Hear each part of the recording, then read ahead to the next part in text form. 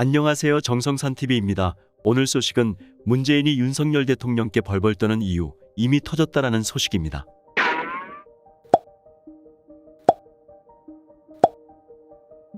당대 최고의 연설가로 변신하다 좌익 운동권을 정면 비판한 최초의 보수 후보. 기존 보수층에서는 표가 안 된다며 기성 정치인들이 꺼려하던 안보 이슈나 586 운동권 비판 발언을 해줘 속이 시원하다는 반응도 있었다. 가려운 데를 대신 긁어준단다.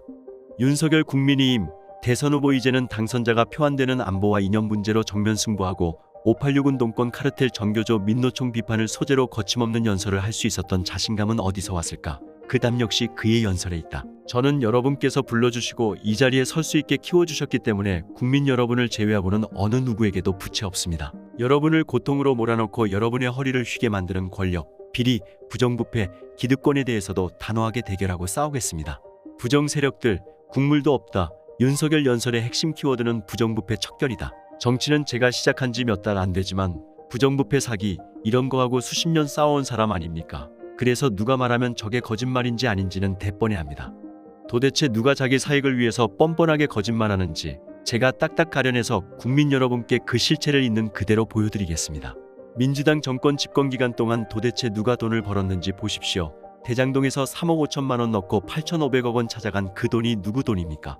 싼 값에 자기 땅을 강제 수용당한 시민들과 분양가, 상한제 없이 비싼 돈 주고 새로 대장동에 전입한 시민들의 돈 아니겠습니까?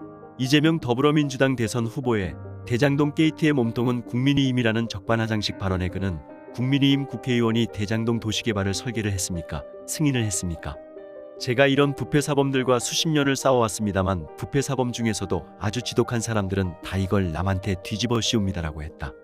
부정부패는 부정부패로 끝나는 것이 아니라 국민에 대한 약탈행위입니다. 그래서 부정부패는 내 편이든 네 편이든 가리지 않고 저 역시도 대통령이 되면 내 편의 부패부터 단호하게 처단할 것입니다.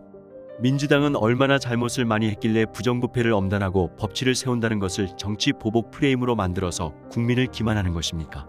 지난 5년간의 민주당 정권을 비상식적인 철학으로 완전히 망가뜨린 사람들이 다 이재명의 민주당을 만들어내는 주력들입니다. 이재명의 민주당을 만든 사람, 저 주변에 몰려서 말도 안 되는 거짓말이나 떠들고 있는 사람들이 이 나라를 망친 겁니다. 민주당 국민의힘 합리적 협치, 이런 상황에서 윤석열의 이재명의 민주당과 양식 있고 훌륭한 민주당 정치인을 분리해내는 발언은 반이재명 민주당 지지자들의 호의적인 반응을 몰고 왔다.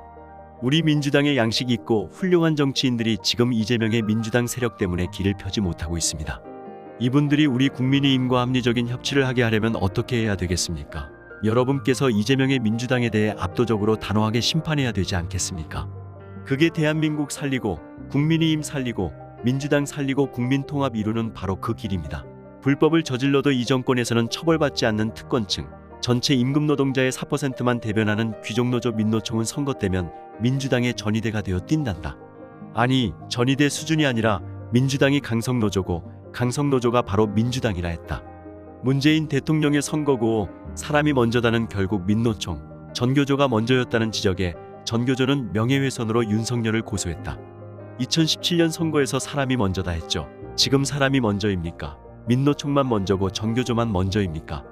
여당 편만 들고 선거 때 같이 공작 선동하는 그런 세력만이 자기 편이고 그 사람만이 사람입니까? 민주당과 전교조는 학생들의 학력 검증을 반대합니다. 그냥 좌파 이념에만 충실하게 따르고 민주당만 지지하면 우리가 나중에 세금 걷어서 기본소득 주고 대충 살게 해주마. 이게 사람이 먼저다입니까? 이게 정부 맞습니까? 민주당 정권은 국제사회가 전부 도발이라 규정하는 이 위협적인 도발을 도발이라는 말을 못 씁니다. 핵탑재 미사일 한 발이면 대한민국이 쑥대밭이 되는데 도발이라고도 못하고 소닥 쳐다보듯이 보는 이게 정부 맞습니까? 이 정부가 왜 이렇겠습니까?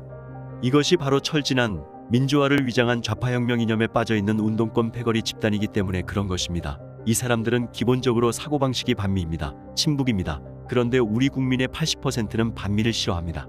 그러니까 겉으로는 미국 가서 미국 대통령하고 협정을 맺는 것처럼 하고 겉으로는 그런 얘기 안 합니다만 실제 이 사람들이 취하는 발언과 태도와 정책을 보면 전부 반미입니다. 그리고 친북 꿀종입니다. 심지어는 김정은의 버르장머리 운운하며 정신 확 들게 하겠다는 말까지 나왔다. 미친 개는 몽둥이가 약. 박정희 이후 너무 오랜만에 접하는 대한민국 보수정당 소속 정치인의 대북 강경 발언이었다. 북한으로부터 삶은 소대가리라 모욕받고도 말 한마디 못하고 김정은 위원장이라며 쩔쩔매는 정권의 망발에 염증난 지지자들은 이제야 할 말 다 할 수 있는 시대가 왔다며 열광했다.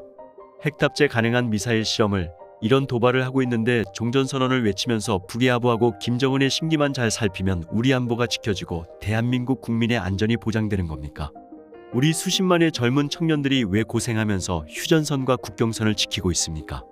지금 국민들이 허리가 휘어지게 경제난으로 고통받고 있는데 이런 쓸데없는 짓, 이런 위험한 짓을 도대체 왜 하는 겁니까?